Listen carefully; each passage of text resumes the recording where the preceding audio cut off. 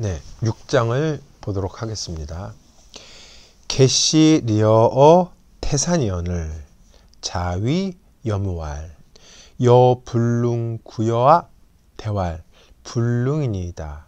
자왈 오호라 증의 태산이 불여 임방호와.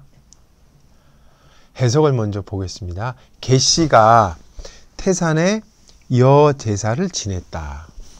선생님께서 여묘에게 말씀하셨다. 너는 구제할 수 없었느냐? 할 수 없었습니다. 선생님께서 말씀하셨다.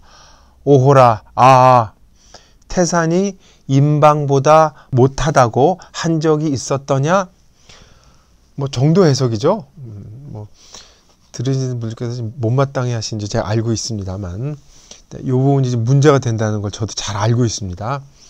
일단 자꾸부터 좀 보고 한번 보도록 하죠. 개시는 자주 나오는 인물들이니까 제가 얘기할 건 없고, 여제사는 그 제후가 지내는 제사입니다. 제후가 지낼 수 있는 제사예요. 옛날에 제사에는 등급이 있기 때문에 아무나 함부로 지내는 게 아니에요. 근데 개시는 대부주제에 이제 제후의 제사를 지낸 거예요. 더구나 태산에서. 그러니까 이제 공자께서 여묘에게 말씀하신 거죠. 너 그거를 구제할 수 없었어? 근데 여기서 구제하는 건, 주자는 그런 행동을 하는 건 죄에 빠진 행동인데 너 그거를 그 사람을 구제했어야지 왜 그걸 못했어? 이렇게 되는 거죠. 여묘가 이제 등장을 하죠. 여묘는 이제 우리 3인방, 자공, 안연, 자로, 이 사람하고 동렬에 있는 초기 제자 중에 중요 인물입니다. 이 개시의 가신이 됐는데, 그 제라고 그래서 가신의 우두머리였어요. 그러니까 상당히 능력이 뛰어났던 제자예요. 그리고 여묘는 나중에 공자가 노나라를 교육하는데 결정적인 역할을 합니다. 개시한테 얘기를 해서. 그러니까 요 개시는 여묘가 모시고 있는 개시 중에 이제 개강자라고 있는데, 개강자가 그 공자를 노나라 돌아오게 한 사람이니까 개강자가 확실할 겁니다. 근데 여묘는 이렇게 자기를 그 공자를 돌아오게 하고 능력이 출중했는데도 논어에 보면 내내 여묘에 대한 그 비판을 공자가 늦추질 않죠.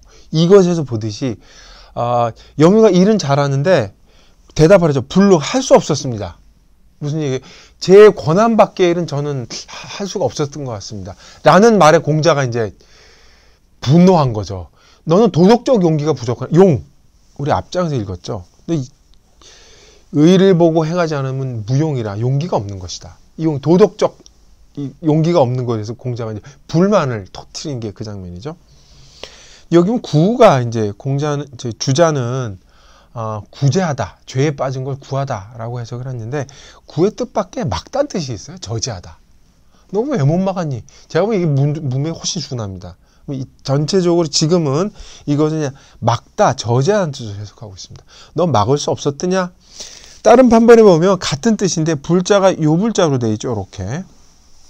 그래서 공자의 불능하고 제자의 불능, 의미는 똑같은데 글자를 다르게 쓰고 있어서 쓰는 것에 차이를 두고 있죠.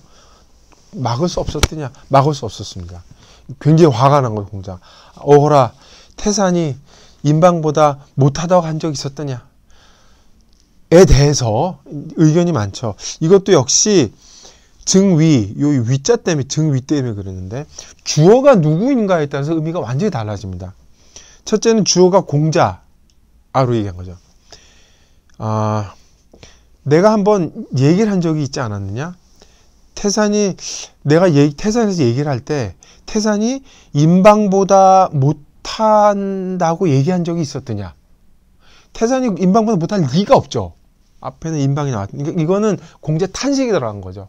혼잣말이죠. 너무 기가 막히고 저기에서 차라리 혼잣말 치는 줄 한탄을 하시는 거죠. 내가 그렇게 가르쳤는데 태산이 임방보다 못했다고 생각을 했단 말이에요. 불능이라니. 이런 탄식이 들어가 있는 거죠. 두 번째는 주어를 염으로 보는 거죠. 너는 태산이 임방보다 못할 거라고 생각하는 거야 지금? 이런 뉘앙스. 꾸짖는 거죠. 염유를. 그 정도밖에 안 돼. 이런 뉘앙스. 세 번째는 주어를 개시로 보는 거예요. 개시는 이 태산을 너무 가볍게 보는구나. 태산이 임방보다 못하라고 이따위 태도를 취하다. 이런 거죠. 주어 따라 뉘앙스가 다르긴 하지만 분노와 좌절감이 뭐 들어간다는 점에서는 아마 일치한다고 볼 수 있을 것 같습니다.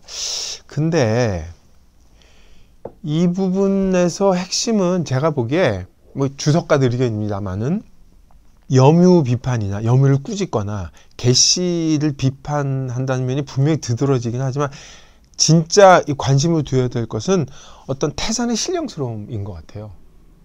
인방이 얘의 근본을 모르서 인방을 굉장히 높이 평가를 했지 않습니까? 근데 공자는 그 태산이 인방보다 못하지는 않을 거라는 암시를 하면서 계시의 제사를 안 받아들일 것이라는 걸 얘기를 하고 있는 거죠.